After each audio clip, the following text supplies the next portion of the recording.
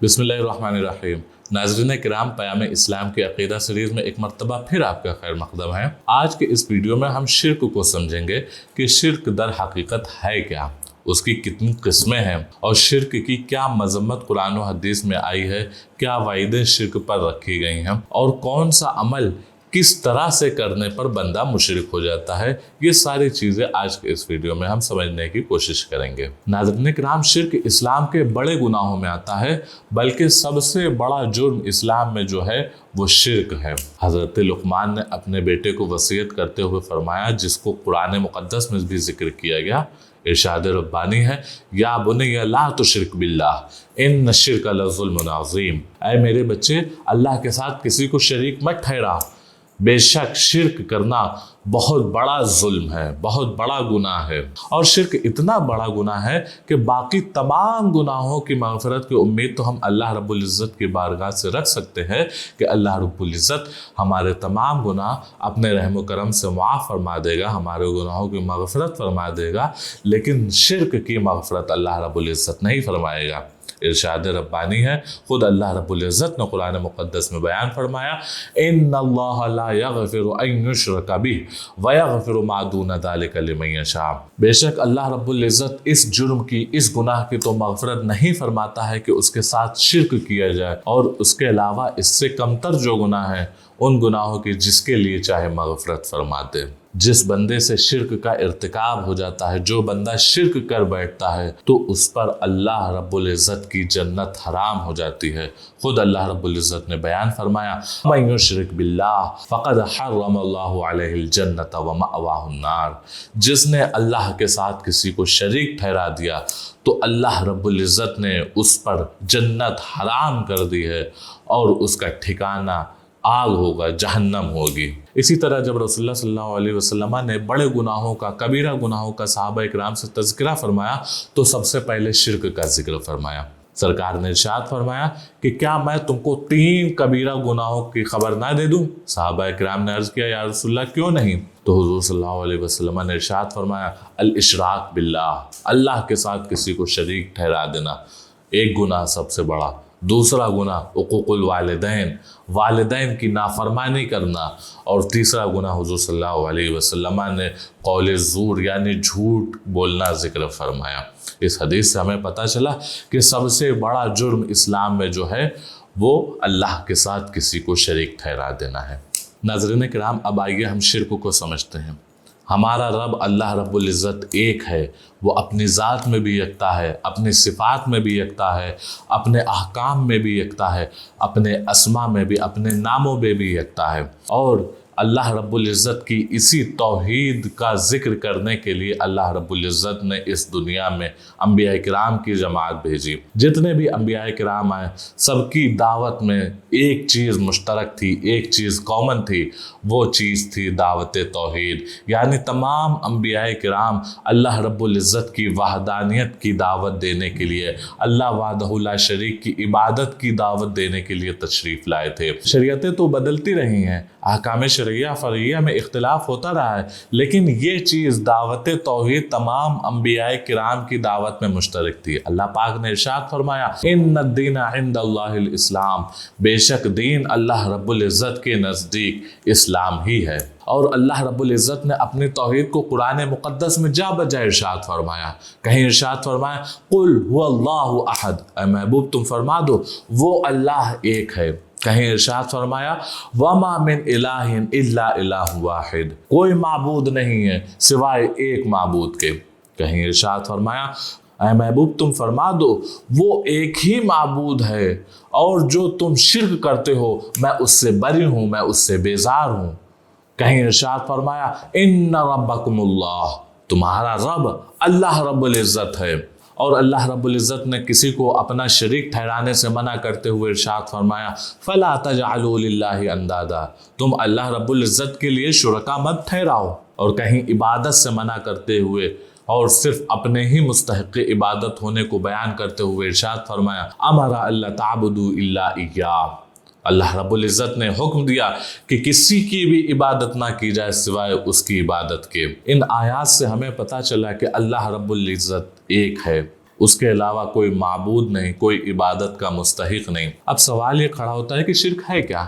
تو شرک کی علماء نے یہ تعریف بیان فرمائی ہے کہ شرک یہ ہے کہ کسی کو اللہ رب العزت کی طرح واجب الوجود سمجھ لینا یا مستحق عبادت سمجھ لینا شرک ہے۔ شرک کی کئی قسمیں ہو سکتی ہیں۔ ایک قسم شرک فی ذات ہے۔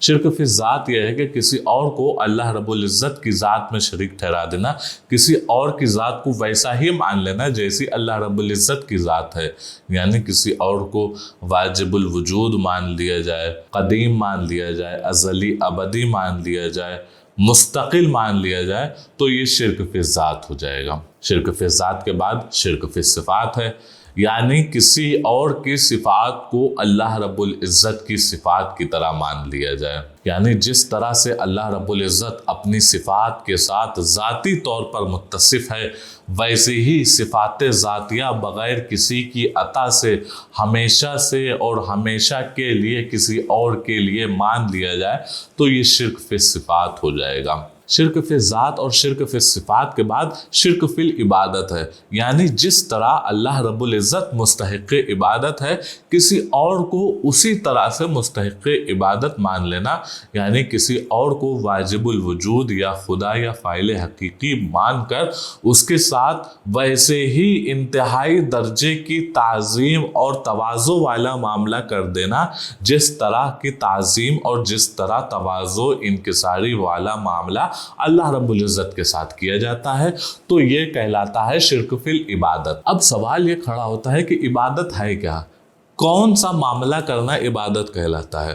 تو عبادت کی علماء نے یہ تعریف بیان فرمائے ہیں، العبادت اقصی غایت الخضوع والتذلل، یعنی عبادت انتہائی درجے کی تواضع، انتہائی درجے کی عاجزی اور انکساری والی تعظیم کا نام ہے۔ تو کیا ہم کسی بھی طرح کی تعظیم کر دیں تو کیا اس کو عبادت کہا جا سکتا ہے؟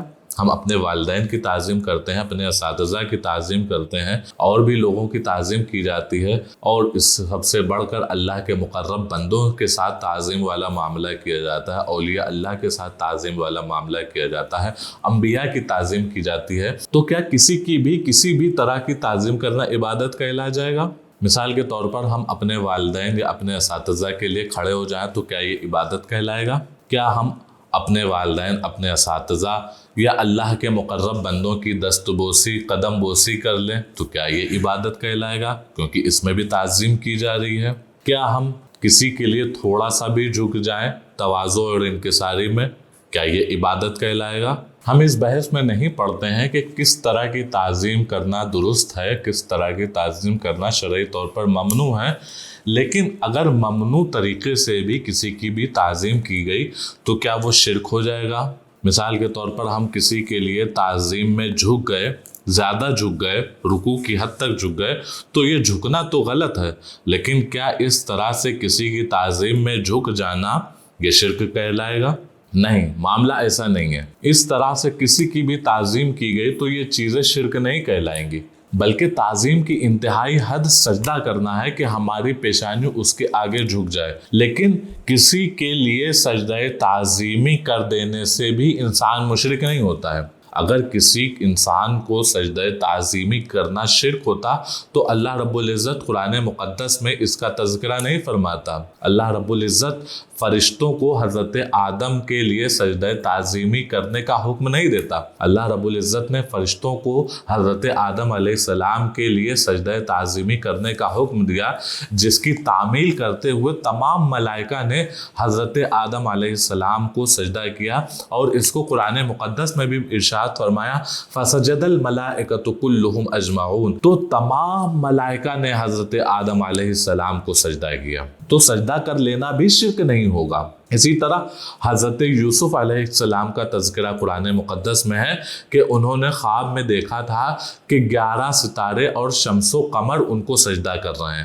تو جب انہوں نے اپنے والد حضرت یعقوب علیہ السلام سے اس واقعے کا تذکرہ کیا تو انہوں نے اس خواب کو چھپانے کا حکم فرمایا، اور ایک وقت ایسا آیا کہ اس خواب کی تعبیر ہوئی اور ان کے 11 بھائی اور ان کے والدین نے حضرت یوسف علیہ السلام کو سجدہ کیا، اور اس واقعے کو قرآن مقدس میں ذکر بھی فرمایا گیا ہے۔ تو پتہ یہ چلا کہ کسی کو سجدہ کر لینا بھی شرک نہیں ہوگا، جبکہ سجدہ کرنا کسی کو بھی یہ تعظیم کی انتہائی حد ہوتی ہے۔ یہ الگ بات ہے کہ ہماری شریعت میں سجدہ تعظیمی کسی کو بھی کرنا حرام ہے، جائز نہیں ہے۔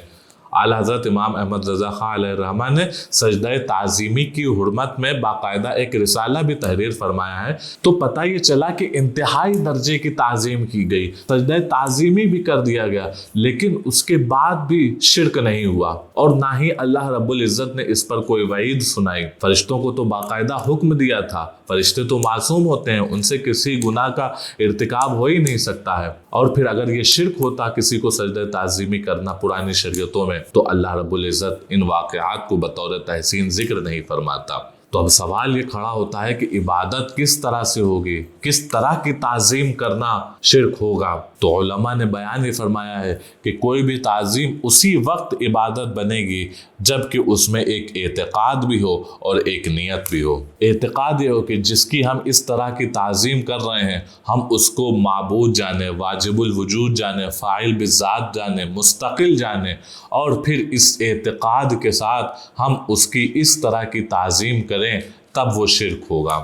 اور پھر اس اعتقاد کے ساتھ کہ جس کی ہم یہ تعظیم کرنے جا رہے ہیں وہ فاعل بذات ہے، مستقل ہے، واجب الوجود ہے، اس طرح کی تعظیم والا معاملہ کیا جائے کہ ہم اس کی اطاعت کرتے ہیں، اس کے بارگاہ میں اپنا سر خم کر دیتے ہیں، اور اس کے بارگاہ میں اپنی انتہائی درجے کی عاجزی، انتہائی درجے کی انکساری اور انتہائی درجے کی تعظیم پیش کرتے ہیں، تب وہ عبادت ہوگا۔ محض کسی کی تعظیم کر دینا یہ شرک نہیں ہو جائے گا۔ اسی طرح سے شرک فی صفات کے معاملے کو بھی سمجھنا بہت ضروری ہے کہ کیا اللہ رب العزت کی جو ذاتی صفات ہیں، ہم ان ذاتی صفات کو محض کسی دوسرے کے لیے ثابت مان لیں تو کیا ہمارا محض یہ مان لینا یہ شرک ہو جائے گا؟ اللہ رب العزت کی ذاتی صفات حیات ہے یعنی زندگی ہے، قدرت ہے، علم ہے، سمع ہے یعنی سننے کی طاقت ہے، بصر ہے یعنی دیکھنے کی قوت ہے،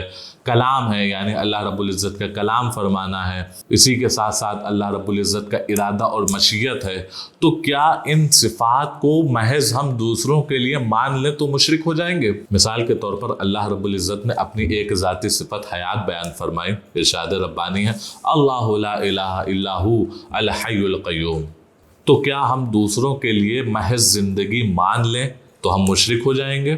دوسری صفت اللہ رب العزت نے اپنی کلام بیان فرمائی، وَكَلَّمَ اللَّهُ مُوسَىٰ تَكْلِيمًا، اور اللہ رب العزت نے حضرت موسیٰ سے کلام فرمایا۔ تو کیا ہم دوسروں کو بولنے والا، کلام کرنے والا محض مان لیں تو ہم مشرک ہو جائیں گے؟ یا اللہ رب العزت نے اپنی صفت علم بیان فرمائے، علیم بیان فرمائے، تو کیا ہم دوسروں کو محض جاننے والا مان لیں تو کیا ہم مشرک ہو جائیں گے؟ یا اللہ رب العزت نے اپنی صفت سمیع و بصیر بیان فرمائے، انہ هو السمیع البصیر، کیا ہم دوسروں کو سننے والا اور دیکھنے والا مان لیں تو ہم مشرک ہو جائیں گے؟ کیا اللہ رب العزت نے اپنی صفت کلام الہی میں قدیر بیان فرمائے، ان اللہ علی کل شیء قدیر، تو کیا ہم دوسروں کے لیے طاقت و قدرت مان لیں تو کیا ہم مشرک ہو جائیں گے؟ اسی طرح اللہ رب العزت نے اپنی صفت ارادہ اور مشیت بیان فرمائی ہے، تو کیا ہم محض ارادہ اور مشیت دوسروں کے لیے مان لیں تو مشرک ہو جائیں گے؟ اللہ رب العزت نے اپنی صفت بیان کرتے ہوئے ارشاد فرمایا، یفعل ما یشاء فعال لما یرید۔ تو دوسروں کے لیے ان صفات کا محض مان لینا شرک نہیں ہے۔ اگر ان صفات کو دوسروں کے لیے محض مان لینا شرک ہوتا تو انہی صفات کو اللہ رب العزت نے اپنے علاوہ دوسروں کے لیے قرآن مقدس میں خود بیان فرمایا ہے۔ جتنی بھی صفات اللہ رب العزت کی ذاتی ہم نے ابھی بیان کی، یہ ساری ساتوں صفات اللہ رب العزت نے اپنے علاوہ دوسروں لوگوں کے لیے بھی بیان فرمائی۔ زندگی بیان کرتے ہوئے اللہ رب العزت نے ارشاد فرمایا، وَأَوْصَانِي بِالصَّلَاةِ وَالزَّكَاةِ مَا دُمْتُ حَيًّا۔ اللہ رب العزت نے مجھے نماز اور زکوٰۃ کا حکم دیا جب تک میں زندہ رہوں۔ اس آیت میں زندگی کا بیان فرمایا۔ اسی طرح اللہ رب العزت نے اپنی جو صفت علم ہے وہ دوسرے کے لیے بیان فرمائی، ارشاد فرمایا انا نبشرک بغلام علیم، ہم تم کو ایسے بچے کی بشارت دیتے ہیں جو علم والا ہوگا۔ اس آیت میں علیم کی صفت دوسرے کے لیے، غیر اللہ کے لیے ہے۔ اسی طرح سمع اور بصر کی صفت بھی اللہ رب العزت نے دوسروں کے لیے بیان فرمائی۔ انسان کے بارے میں ارشاد فرمایا انا خلقنا الانسان من نطفۃ امشاج نبتلیہ فجعلناہ سمیعا بصیرا۔ اس آیت میں انسان کو اللہ رب العزت نے سمیع و بصیر بیان فرمایا، جو اس نے اپنے لیے بھی بیان فرمایا ہے۔ اسی طرح اللہ رب العزت نے صفت ارادہ کو دوسروں کے لیے بیان فرمایا، ارشاد فرمایا منکم من یرید الدنیا ومنکم من یرید الآخرہ، تم میں سے کچھ لوگ دنیا کا ارادہ کرتے ہیں اور تم میں سے کچھ لوگ آخرت کا ارادہ کرتے ہیں۔ اسی طرح اللہ رب العزت نے اپنی صفت کلام کو دوسرے کے لیے ارشاد فرمایا اور ارشاد فرمایا وَتُكَلِّمُ النَّاسَ فِي الْمَهْدِ وَكَهْلًا۔ تو ان آیات سے ہمیں پتہ چلا کہ یہی صفات اللہ رب العزت نے دوسروں کے لیے بھی ثابت بیان فرمائی ہیں۔ تو کس طرح سے ان صفات کو ہم دوسروں کے لیے مانے تو یہ شرک ہوگا، اور کس طرح سے نہ مانے تو شرک نہ ہوگا؟ اگر ان صفات کو اس طرح سے دوسروں کے لیے ثابت مانا گیا کہ یہ صفات دوسروں کے لیے بھی ذاتی طور پر ثابت ہیں، یعنی بغیر اللہ رب العزت کے عطا کے ان کے لیے ثابت ہیں، تو یہ شرک ہو جائے گا۔ لیکن اگر ہم ان صفات کو اللہ رب العزت کی عطا سے دوسروں کے لیے ثابت مان لیں تو یہ شرک نہیں ہوگا۔ اگر ہم ان صفات کو قدامت کے ساتھ دوسروں کے لیے ثابت مان لیں کہ یہی صفات جس طرح اللہ رب العزت کے لیے ہمیشہ سے ثابت ہیں، اسی طرح سے اللہ رب العزت کے بندوں کے لیے ہمیشہ سے ثابت ہیں اور ہمیشہ ثابت رہیں گی، اس طرح سے اب اگر ہم ان کے لیے مان لیں تو یہ شرک ہو جائے گا۔ محض ان صفات کو مان لینا شرک نہیں ہوگا۔ یہاں پر یہ فرق کا لحاظ رکھنا ضروری ہے کہ اللہ رب العزت کی جو صفات ہیں وہ ذاتی ہیں، اللہ رب العزت کو کسی کی عطا سے حاصل نہیں ہوئی ہیں، بلکہ اللہ رب العزت کو خود سے وہ صفات حاصل ہیں۔ اور باقی جتنے بھی لوگوں کو جتنی بھی صفات، جتنی بھی چیزیں دنیا میں حاصل ہوتی ہیں، وہ سب کے سب اللہ رب العزت کی عطا سے حاصل ہوتی ہیں۔ ہمارے لیے جو یہ صفات ثابت ہوتی ہیں وہ مجازی طور پر ثابت ہوتی ہیں، اور اللہ رب العزت کے لیے یہ جو صفات ثابت ہوتی ہیں وہ حقیقی طور پر ثابت ہوتی ہیں۔ در حقیقت دیکھنے والا، در حقیقت سننے والا، در حقیقت زندہ، در حقیقت قدرت والا، در حقیقت ارادہ اور مشیت والا، در حقیقت علم والا تو اللہ رب العزت ہے۔ باقی جتنے بھی لوگ، جتنی بھی زندگیاں ان صفات سے متصف ہیں وہ تو اللہ رب العزت کی عطا سے متصف ہیں، ان میں یہ صفات حقیقی طور پر نہیں پائی جاتی ہیں بلکہ اللہ رب العزت کی عطا سے ان کے لیے یہ پائی جاتی ہیں۔ اگر اس ذاتی اور عطائی کے فرق کا ہم خیال نہ کریں تو ہمیں لازمی طور سے ماننا پڑے گا کہ معاذ اللہ کلام الہی میں بھی شرک موجود ہے، العیاذ باللہ۔ تو اس ساری گفتگو کا حاصل یہ ہو گیا کہ جس طرح آج کے دور میں چھوٹی چھوٹی سی تعظیم پر، مباح تعظیم کرنے پر بھی شرک کا فتویٰ لگا دیا جاتا ہے، وہ شرک کا فتویٰ لگانا درست نہیں ہے۔